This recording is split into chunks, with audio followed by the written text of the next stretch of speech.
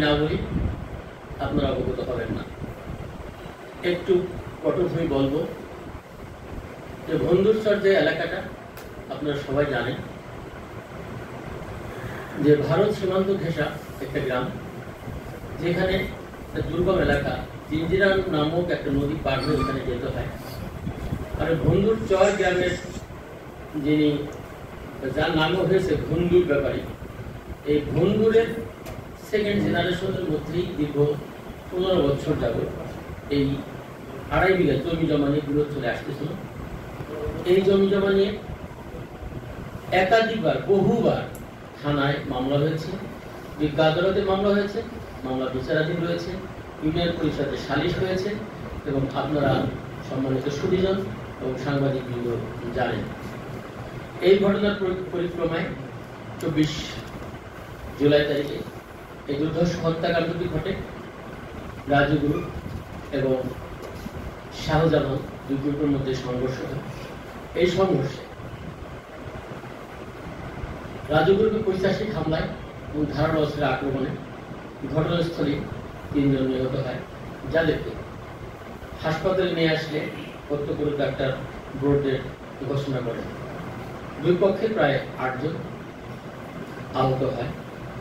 আমরা ঘটনাটি জানার সাথে সাথে আমার সঙ্গে অফিসার ফোর্সকে বিক্ষিপ্তভাবে পলায়নরত আসামিদের শনাক্ত করে আটক করার চেষ্টা করি।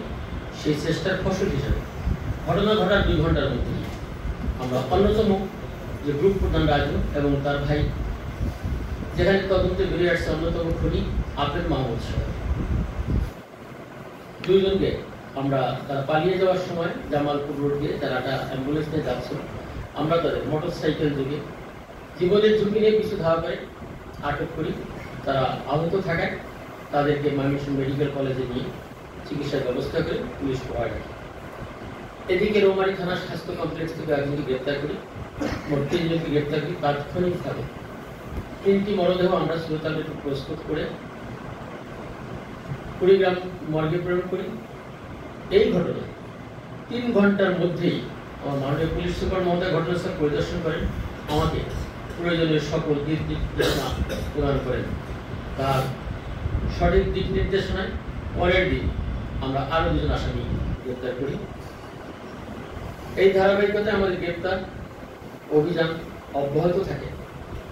গতকাল একটি বিশেষ টিম, আভিযানিক টিম রৌমারী থানা থেকে আমরা গাজীপুর এলাকায় অভিযান পরিচালনা করে 2 জনকে, 2 ভাই ধুলু এবং দুলাল অন্যতম আসামি, তাদেরকে গ্রেপ্তার করি।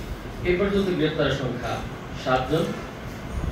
ইতিমধ্যে ময়মনসিংহ মেডিকেল কলেজে 1 নম্বর আসামি যে রাজু চিকিৎসাধীন ছিলেন, তাকেও আনা হয়েছে। মোট এখন আমার 3 জন আসামিকে পুলিশ হেফাজতে আছে, যাদেরকে জিজ্ঞাসাবাদ শেষে খুব শীঘ্রই বিজ্ঞ আদালতে সোপর্দ করা হবে এবং তাদেরকে সুস্থতা সাপেক্ষে রিমান্ডের আবেদনের মাধ্যমে তার রিমান্ডের ব্যাপক জিজ্ঞাসাবাদ করা হবে।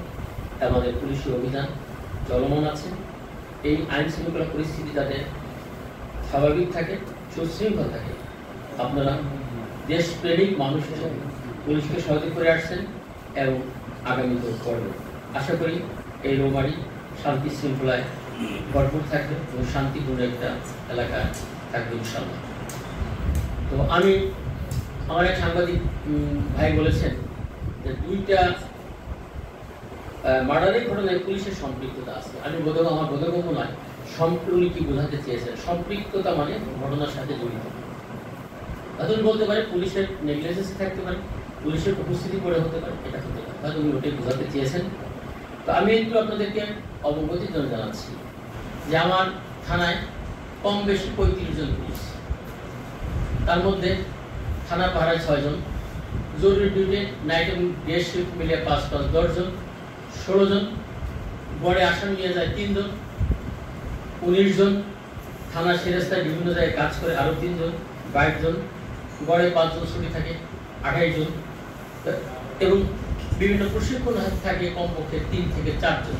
তা মোটামুটি আমার সবগুলো এগেন্স থাকে। এখন যদি ধনার্সরে একটা মারামারি ঘটনা ঘটছে, সেই ক্ষেত্রে তাৎক্ষণিকভাবে কিন্তু আমার ওইখানে 3 জন বা 4 জন পুলিশ পাঠানো ছাড়া আমাদের কোনো সুযোগ নেই। এটা আপনাকে একটু উপলব্ধি করতে হবে। আমাদের সীমাবদ্ধতা, আমাদের সক্ষমতা নির্দ্বিধায় বলতে আমার কোনো আপত্তি নেই।